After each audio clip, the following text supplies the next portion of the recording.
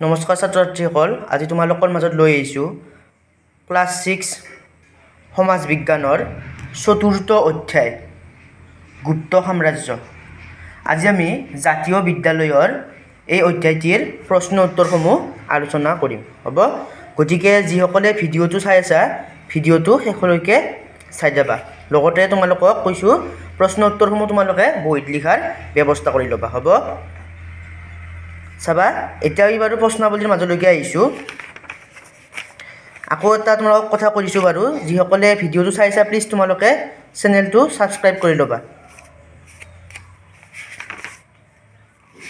চাবা অনুশীলনী দিয়া আছে। 1 নম্বৰ কুৱেশ্যন দিয়া আছে যে একোটাকৈ বাক্যত উত্তৰ দিয়া। ক নম্বৰ আছে গুপ্ত ৰাজবংশৰ প্ৰতিষ্ঠাপক ৰজাজনৰ নাম কি? চোৱা, ক নম্বৰ গুপ্ত ৰাজবংশৰ প্ৰতিষ্ঠাপক ৰজাজনৰ নাম শ্ৰীগুপ্ত। ক নম্বৰ হ'ল।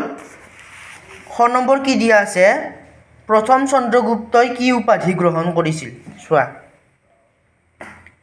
প্ৰথম চন্দ্ৰগুপ্তই মহাৰাজা ধীৰাজ উপাধি গ্ৰহণ কৰিছিল। ক নম্বৰ এনচাৰ। গ নম্বৰ কি দিয়া আছে গুপ্ত বংশৰ সৰ্বশ্ৰেষ্ঠ ৰজাজনৰ নাম কি? চোৱা, কি হ'ব গুপ্ত বংশৰ সৰ্বশ্ৰেষ্ঠ ৰজাজনৰ নাম সমুদ্ৰগুপ্ত। ইয়াৰ পিছত খ নম্বৰ কি দিয়া আছে সকাৰী উপাধি কোনে গ্ৰহণ কৰিছিল? চোৱা, কি হ'ব সকাৰী উপাধি দ্বিতীয় চন্দ্ৰগুপ্তই গ্ৰহণ কৰিছিল। সকাৰী উপাধি দ্বিতীয় চন্দ্ৰগুপ্তই গ্ৰহণ কৰিছিল। হ'ব, ইয়াৰ পিছত আছে 19 নম্বৰ কি আছে গুপ্ত শাসন ব্যৱস্থাত প্ৰদেশৰ সৰ্বোচ্চ বিষয়াজনক কি বোলা হৈছিল? চোৱা, গুপ্ত শাসন ব্যৱস্থাত প্ৰদেশৰ সৰ্বোচ্চ বিষয়াজনক মহামাত্ৰ বোলা হৈছিল। 19 নম্বৰ মহামাত্ৰ বোলা হৈছিল। ইয়াৰ পিছত 55 নম্বৰ কি আছে অজন্তা আৰু ইলোৰা ক'ত অৱস্থিত? চোৱা, অজন্তা আৰু ইলোৰা মহাৰাষ্ট্ৰৰ ঔৰংগাবাদ জিলাত অৱস্থিত। এইটো হ'ল। ইয়াৰ পিছত কি আছে দ্বিতীয় নম্বৰ আছে ভাৰতৰ নিউটন বুলি কাক কোৱা হয়? কি দিয়া আছিল ভাৰতৰ নিউটন বুলি কাক কোৱা হয়? হয়নে? চোৱা, কি দিছোঁ মই ভাৰতত নিউটন বুলি আৰ্যভট্টক কোৱা হয়। হয়, এবাৰ আছে বৰকেজ নম্বৰ। চোৱা, মিশ্ৰকটিকম নাটকখনৰ লিখক কোন? চোৱা, মিশ্ৰকটিকম নাটকখনৰ লিখক শূদ্ৰক। হয়নে? মিশ্ৰকটিকম নাটকখনৰ লিখক হ'ল শূদ্ৰক। লিখি ল'বা এইটো। ইয়াৰ পিছত জ নম্বৰ আছে। চোৱা, গুপ্ত শাসনকালত দক্ষিণ ভাৰতৰ বিখ্যাত বন্দৰটোৰ নাম কি? চোৱা, গুপ্ত শাসনকালত দক্ষিণ ভাৰতৰ বিখ্যাত বন্দৰটোৰ নাম কালিকট হ'ল। ইয়াৰ পিছত চোৱা 9 নম্বৰ কি আছে কামৰূপ নামটোৰ উল্লেখ প্ৰথমবাৰৰ বাবে কোনখন শিলালিপিত পোৱা গৈছিল? চোৱা, কামৰূপ নামটোৰ উল্লেখ প্ৰথমবাৰৰ বাবে এলাহাবাদ প্ৰশস্তিখনত পোৱা গৈছিল। লিখি ল'বা এইটো হ'ল। ইয়াৰ পিছত চোৱা আমি 2 নম্বৰ কুৱেশ্যন আহিছোঁ বাৰু। প্ৰথম চন্দ্ৰগুপ্তই কেনেকৈ গুপ্ত সাম্ৰাজ্য গঢ় দিছিল লিখা। চাবা, প্ৰথম চন্দ্ৰগুপ্তই 320 খ্ৰীষ্টাব্দত ৰজা হৈয়ে নিজ ৰাজ্য বহলাবলৈ চেষ্টা কৰিছিল। উত্তৰ ফালে ৰাজ্য বহলাবৰ বাবে প্ৰথম চন্দ্ৰগুপ্তই শক্তিশালী লিচ্ছবীসকলৰ লগত বৈবাহিক সম্বন্ধ গঢ়ি তুলিছিল। তেওঁ লিচ্ছবী ৰাজকুমাৰী কুমাৰ দেৱীক বিয়া কৰিছিল। ইয়াৰ ফলত চন্দ্ৰগুপ্তই বৈশালী আৰু পাটলিপুত্ৰ যৌতুক ৰূপে লাভ কৰিছিল। আনহাতে নিজা শক্তিৰে সাকেত, প্ৰয়াগ, দক্ষিণ বিহাৰ আৰু বংগদেশৰ এটা অংশ জয় কৰিছিল। ইয়াৰ ফলত প্ৰথম চন্দ্ৰগুপ্তৰ ৰাজত্বকালতে এখন বিশাল গুপ্ত সাম্ৰাজ্য গঢ় লৈ উঠিছিল এইটো লিখি ল'বা আকৌ এবাৰ দেখাই দিছোঁ চাবা এইটো এনসাৰটো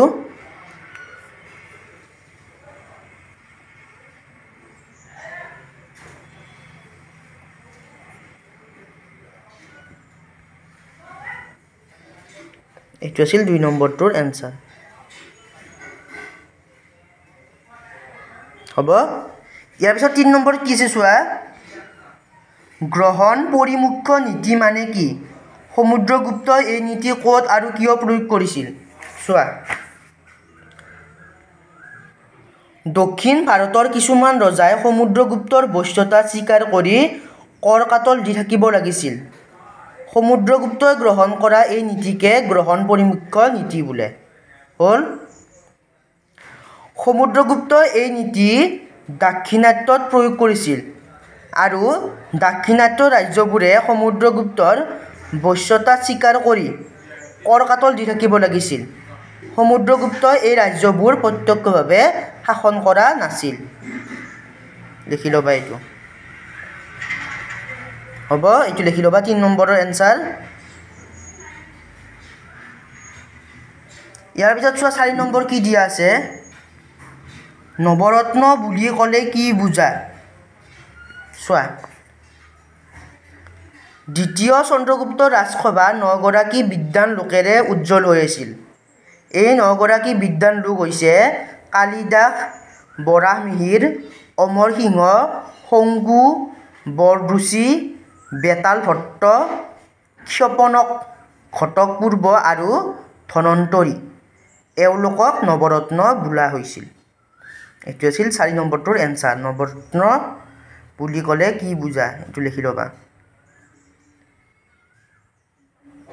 হ'ল ইয়াৰ পিছত চোৱা 5 নম্বৰ কি দিয়া আছে দ্বিতীয় চন্দ্ৰগুপ্ত ৰাজত্বকালৰ বিষয়ে এটি টোকা লিখা চোৱা 5 নম্বৰ সমুদ্ৰগুপ্তৰ মৃত্যুৰ পিছত তেওঁৰ পুত্ৰ চন্দ্ৰগুপ্ত ৰাজপাটত বহে তেওঁক দ্বিতীয় চন্দ্ৰগুপ্ত বুলি কোৱা হয় দ্বিতীয় চন্দ্ৰগুপ্তয়ো বৈবাহিক সম্পৰ্কৰ দ্বাৰা নিজৰ সাম্ৰাজ্য বৃদ্ধি কৰিছিল তদুপৰি তেওঁ নিজ কন্যা প্ৰভাৱতীক দক্ষিণাত্যৰ বাকাটক ৰজা দ্বিতীয় ৰুদ্ৰসেনলৈ বিয়া দিছিল ইয়াৰ ফলত মধ্য আৰু দক্ষিণ ভাৰতত দ্বিতীয় চন্দ্ৰগুপ্তৰ প্ৰতিপত্তি আৰু সমতা বৃদ্ধি পাইছিল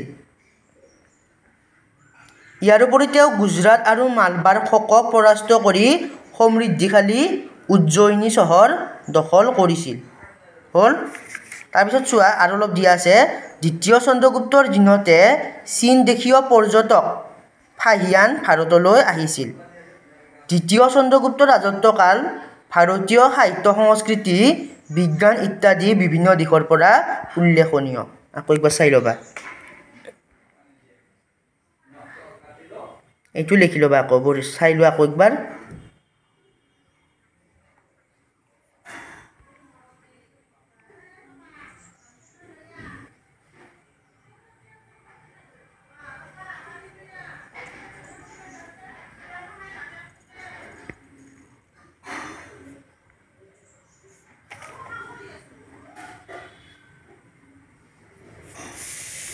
হ'ব এইটো আছিল 5 নম্বৰটোৰ এনসাৰ গতিকে বাকী যিকেইটা থাকি গ'ল চোৱাচোন 6, 7, 8, 9, 10 এই যিকেইটা থাকি গ'ল এইকেইটা মই নেক্সট ভিডিঅ'ত ইয়াৰে উত্তৰসমূহ লৈ আহিম হ'ব গতিকে আজি যিকেইটা দিলোঁ 1ৰ পৰা 5লৈকে সেইকেইটা তোমালোকে উত্তৰ বহীত লিখি ল'বা হ'ব লগতে আকৌ একবাৰ কৈছোঁ চেনেলটো প্লিজ তোমালোকে ছাবস্ক্ৰাইব কৰি ল'বা আৰু যদি কিবা সুধিব লগা থাকিল বা মোৰ ভুল হৈ গ'ল তোমালোকে মোক প্লিজ কমেণ্ট কৰি জনাবা হ'ব